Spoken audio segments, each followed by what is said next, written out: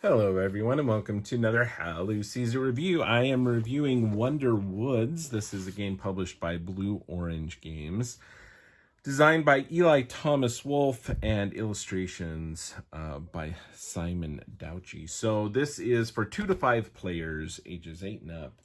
It is a bluffing, I want to say set collecting. It's not set collecting. I mean, you're gathering mushrooms in this case, but you're gathering basically points, and you aren't necessarily sure how many points each mushroom is worth.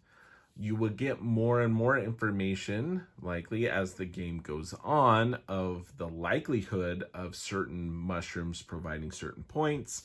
But there's definitely a bluffing mechanic because you have some insider information in your hands as well as all of the other players. Anyway, let's dive into the game, show you what comes in the box, and talk about some of my thoughts on Wonder Woods. First of all, the cover, everything is just beautiful. No surprise there, from Blue Orange Games, and wonderful illustrations here by Simon. This is beautiful. We have our rules here.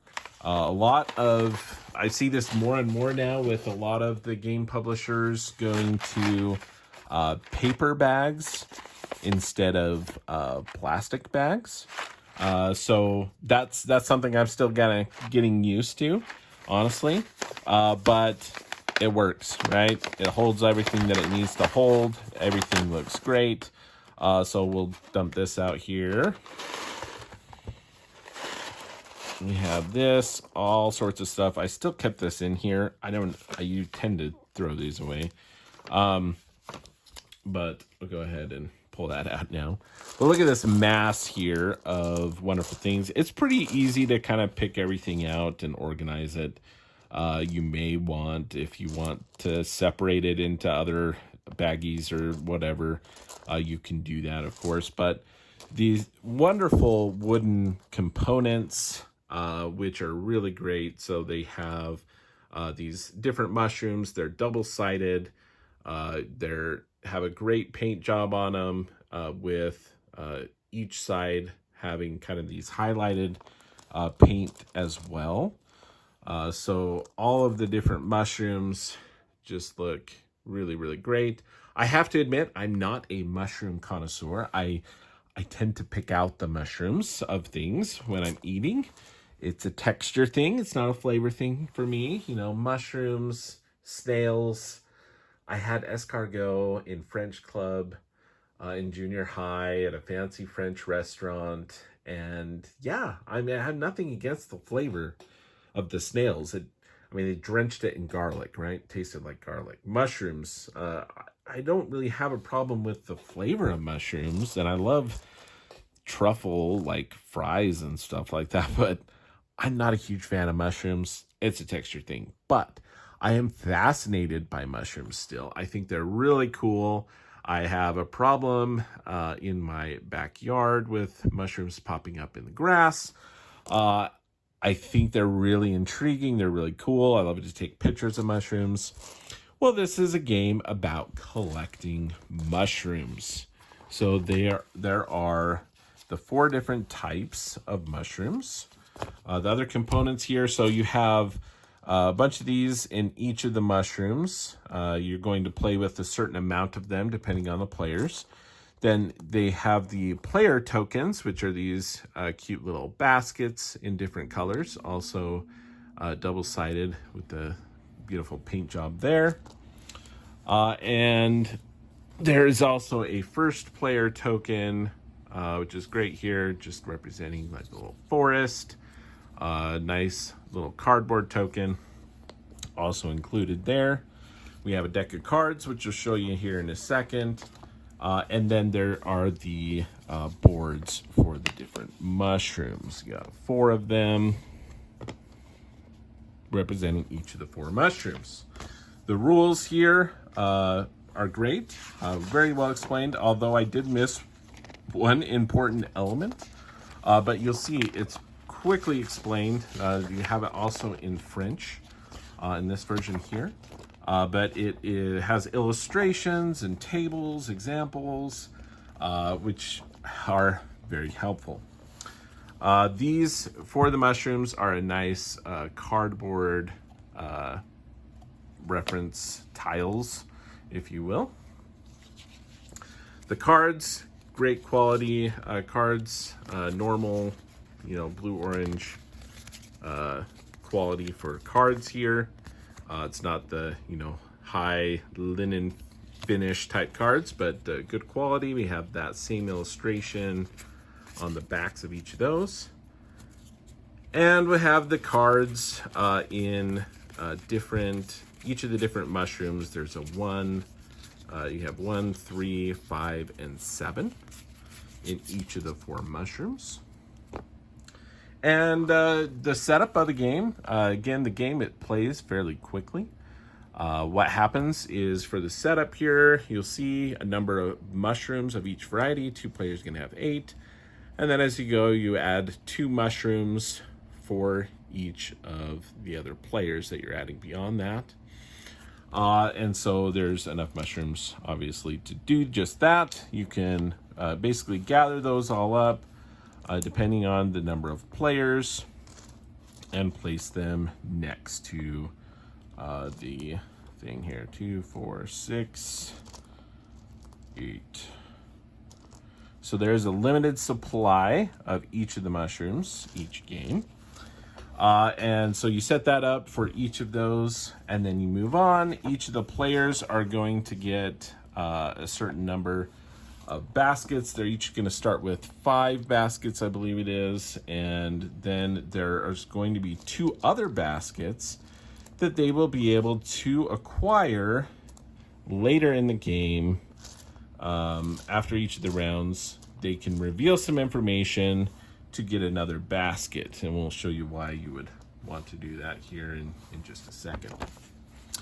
The other thing you have is your deck of cards. So what is going to happen as part of this setup is you're going to shuffle up all of these cards. Again, 1, 3, 5, and 7 point cards for each of the different mushrooms. Going to shuffle this up, and each of the mushrooms will get a card, and you can tuck it like underneath, kind of out of the way, for each of the mushrooms. Now, obviously, I did not do this correctly because it's not per mushroom. You're going to have to organize it first per mushroom, finding the 1, 3, 5, and 7 for that mushroom. Shuffle these up. This is what you have to do first. Jumped ahead. You're going to put one of those under there. These would go in a deck, and you do that for each of the different mushrooms, right? So let's say I did that for all of the different mushrooms. Just making sure I grab one from each. Once you've done that for each of those, then you're going to take the remaining and you're going to shuffle those up into one draw deck. And depending on the number of players, you're going to hand out some of these cards. Now, process of elimination, you will be able to know what for some of these is not happening. So here's our little table for 2 players. Each one would have 4 of them, and the rest goes in a draw pile. In 3 players, each will have 4. In 4-player game, you're going to each have 3. In a 5-player game, you're going to have 2, and you're going to return 2 cards to the box without looking at them. It's kind of that mystery element there. But let's say I was playing a 2-player game. I would get 4 cards. I would now know that, you know what, this one here is either a 1 or a 3. It's not going to be worth that many points. This one here is a 5, so pretty substantial, but it could still be a 7, but it could also be a 1 or a 3, and so on. So I have some information here to base some of my desire of what mushrooms I should go to collect. Then, really, the collecting is fairly simple. You have 5 baskets to go collect mushrooms. You're always going to be placing your baskets on the column furthest to the left with that's empty. And you have to be able to fill that row. So the first one on all of these is 0. Now, let's see. This is where some of the bluffing comes in, right? Where you kind of, well, I know this isn't going to be worth very much. But if I go there first, maybe I can get people thinking that I believe that, you know, I have a 1 and a 3. And so I know that's going to be worth lots of points. Choosing that one, I would then take a mushroom from the pre-selected supply and go ahead and take one of those and put it in front of me as one of my mushrooms. Then another person would go. Now, if they wanted to go here as well, if green wanted to do that, they would have to come and put 2 baskets to take one of those mushrooms as well. Now, if I really wanted to, I could go 3 into this, but obviously I was trying to bluff them out a little bit, and I'm thinking, you know, I don't have anything for this, so I don't know. It's a lot of unknowns, but I'm going to go ahead and do that and take one of those instead.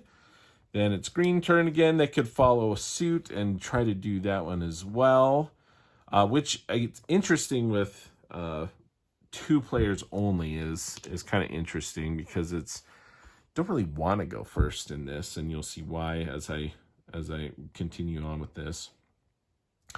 But let's say they did that and they collected that mushroom. Then it's back to my turn. Maybe I could go all out there. I mean, if I go 1 somewhere else, they only have 1 basket left, whereas I have now 3 left. So it's kind of interesting. I'm going to actually go here. I would take one of these mushrooms. Now, they only have 1, so maybe they'd be like, oh, I'd love to get this here. But because they can't fill this row up with the 2, they can't go there. Luckily, they still have somewhere they can go. They can go right here. They're going to take one of those mushrooms as well. Then it's back to me. I could either go here or there. I'm going to go here. I'll show you maybe a reason to do that here in just a second. Because now, after everyone has played or passed, so you either play one of your baskets into the rows or pass, we get to the point where, hey, we both passed, we don't have any more baskets left. There are bonus mushrooms rewarded to whoever has the most baskets in each of the areas. So I have 2, they have 1. I would go ahead and collect an additional one of those. Whereas these 2, because they went second, and in this just 2-player game, they now have majority of these. They would collect additional ones there. And I'm the only one here, so I would also grab one of those. So we're starting to get a nice collection of mushrooms. Now, the other element of this is during this phase, I could choose to reveal some information. Maybe I would take the lowest one here. I would put that face down. Everyone has the opportunity to do this, or they could pass. Once everyone's done that, they'll go ahead and flip over the cards, and they will be now open information to what this mushroom here is not, right? So we know that this is not going to be 3. It's now either 1, 5, or 7 points.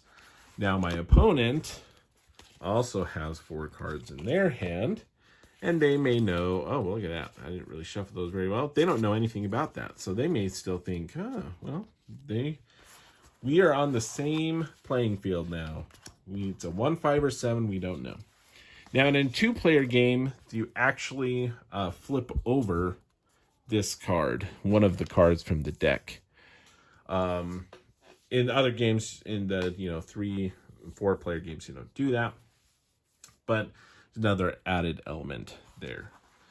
Everyone collects their baskets back. And you're like, Lou, why would you want to reveal information, one of your cards?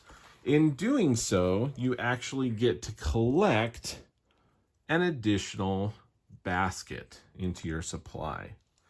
Now, obviously, you can only really do that 2 times for benefit, because there's only 2 baskets that you can get. So it's kind of that, well, do I want to reveal information? Do I want to hold it back? Obviously, if you have different cards, you may be like, I really don't want to reveal a 7 at this point.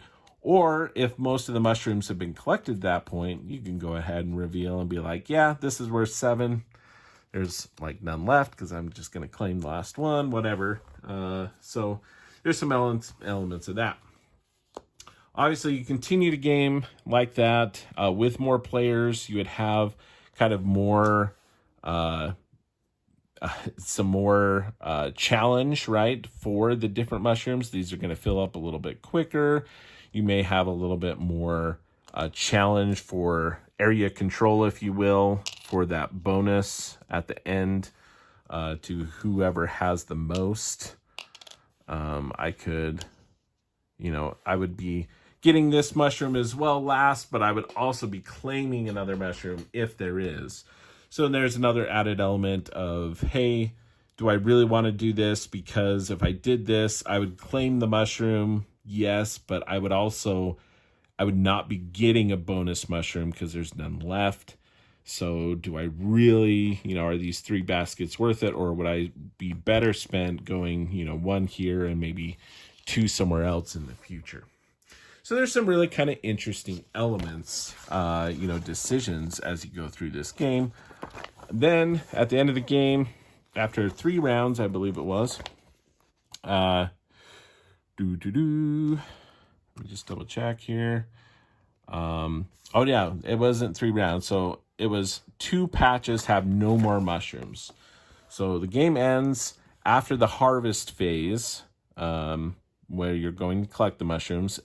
Once you have 2 of the patches, 2 of the different kinds of mushrooms with no mushrooms left, then you finish out that round, and then you go ahead and flip over the cards. Those were 5. That I bluffed because I had the 7, remember, but it was only worth 1 point. That was 3, and this was also 3.